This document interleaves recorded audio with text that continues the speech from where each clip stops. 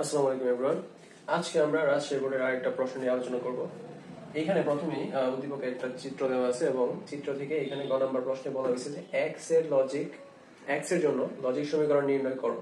X আছে, এটার জন্য লজিক সমীকরণ নির্ণয় করার জন্য বলছে। তো আমরা এখান থেকে আমরা এক্স এর যে মানটা আছে এটা আমরা বের করব। দেখি তাহলে প্রথমে এখানে কি আছে, এ দেওয়া আছে, এতে কি আছে, একটা নট গেট। বি দেওয়া আছে, বি তো একটা নট গেট, এবং সি দেওয়া আছে, সি থেকে একটা নর গেট গেছে, আবার এখান থেকে এ থেকে একটা গেছে। এ আর সি মিলে আমাদের একটা নর গেট করছে, ওকে, সরি অর গেট করছে। তো আমাদের এখানে বি প্রাইম, আর এখানে এ প্রাইম, আর এখানে কি এ প্লাস সি, ওকে। এখন আমাদের এখান থেকে আরেকটা গেছে এখানে, তো এখান থেকে একটা এখানে গেছে, যাওয়ার পর কি করছে, এন্ড গেট করছে, এন্ড। তাহলে আমাদের এখানে কি আসলো, বি প্রাইম ডট এ প্লাস সি, এটা আসলো। এখন এটা তো এখানে গেল, এখান থেকে আবার কি করলো, এইটার সাথে আবার যোগ হলো। তো এখানে আবার আমি যোগ করি আরেকটা,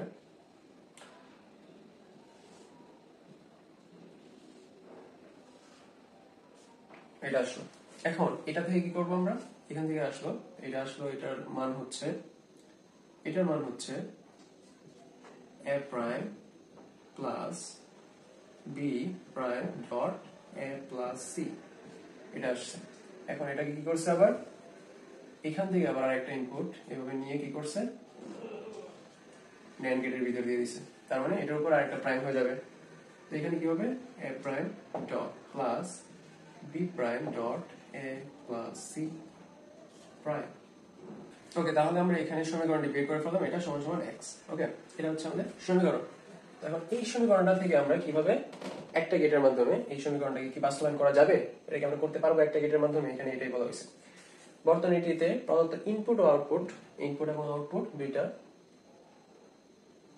সেম রেখে, মানে দুইটা অপরিবর্তিত রেখে মাত্র লজিক গেট দ্বারা বর্তনীটি প্রতিস্থাপন করা যায়, মানে একটি মাত্র লজিক গেট দ্বারা, একটা লজিক গেট দ্বারা বর্তনীটি প্রতিস্থাপন করা যায় কিনা তা আমরা বিশ্লেষণ করে দেখবো। আচ্ছা, তাহলে আমরা এটাকে আমরা আগে প্রথম কি করা লাগবে, ছোট করা লাগবে, তার মানে সরল করা লাগবে। সরল করার পরে আমরা যদি দেখবো যে এটা কি কোনো ছোট গেট বা মানে একটি মাত্র গেট দিয়ে এটা প্রতিস্থাপন করা যায় কিনা, এটা আমরা দেখবো। তো আমাদের এটা দেখি, x ইকুয়াল টু কত আছে, a bar plus b bar dot a plus c, এটার উপর হোল বার। তো এখানে আমাদের প্রথমে যদি আমরা সরলীকরণ করি, তাহলে আমাদের প্রথমে কি করা লাগে, বার মানে প্রাইম যেটা আছে ওটাকে আমাদের উঠে দিতে হবে, মানে রিমুভ করা লাগে, প্রথমে বারের কাজ করা লাগে। তো যদি বারের কাজ করতে হয় তাহলে এখানে আমাদের ডি মর্গানের সূত্র করতেছে, এটা একটা আর এটা হচ্ছে একটা, ঠিক আছে। এ বি এভাবে ধরা লাগবে। তো এটা যদি এ হয়, a prime dot b prime dot A plus c, এটার উপর একটা বার, এটার উপর একটা বার, ওকে। এটা হচ্ছে আমাদের ভাঙলো। ভাঙার পরে কি হইতেছে, যে এইখানে আরেকটা বার আছে, তাই তো, এই বারটাকে আমাদের রিমুভ করা লাগবে। তো এটার মান কত আসতেছে, এ ডট, এটার কি আসতেছে বি প্লাস, যেহেতু আমরা ডি মর্গানের সূত্র মানে কি, a plus b prime equal to a prime dot b prime, আবার a dot b bar equal to a bar plus b bar, okay, এরকম। তো এটা কি আছে, ডট আছে, এটা আছে, তো এটা হবে, তাই না, ডট, এটার মধ্যে উপরে তো একটা বার আছে, তারপর আরেকটা বার প্লাস এটার উপরে কি আছে, এ প্লাস সি বার, ওকে, হ্যালো। এখন কি হইতেছে, এখানে ডাবল বার আছে, ডাবল বার মানে x ডাবল বার ইকুয়াল টু x, তার মানে ডাবল বার থাকলে এটা কি ডাবল বার কেটে যাবে। তো এখানেও সেম হবে, তাহলে a ডট b প্লাস, এটা কি করতে আবার বানাতে হবে, কারণ এটা কি আছে, বার আছে। তাহলে এটার মধ্যে কি সূত্র পড়বে, এটা পড়বে a বার ডট c বার,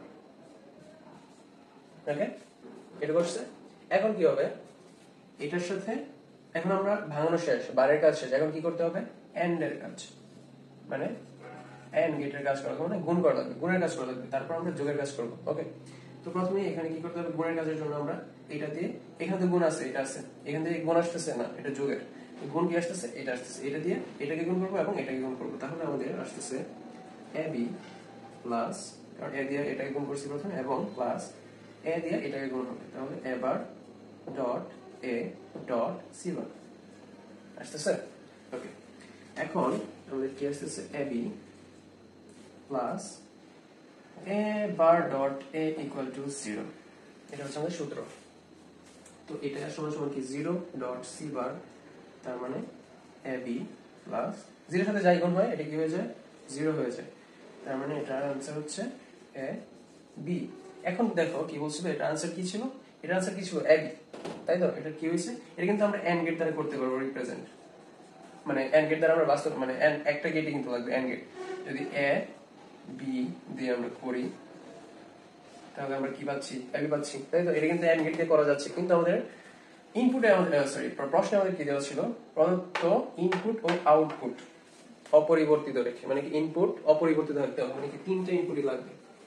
এখানে কি আছে, দুইটা ইনপুট আছে, তার মানে এটা বাস্তবায়ন করা সম্ভব নয়। ওকে, হয়তো বুঝাইতে পারছি। যদি কোনো ভুল ত্রুটি হয়ে থাকে তাহলে কমেন্ট বক্সে বলবা, এবং যদি কিছু না বুঝো তাহলে অবশ্যই কমেন্ট বক্সে জিজ্ঞেস করবো যে আসলে কি বুঝো না, আমি অবশ্যই এটার আনসার দেওয়ার ট্রাই করবো। ধন্যবাদ।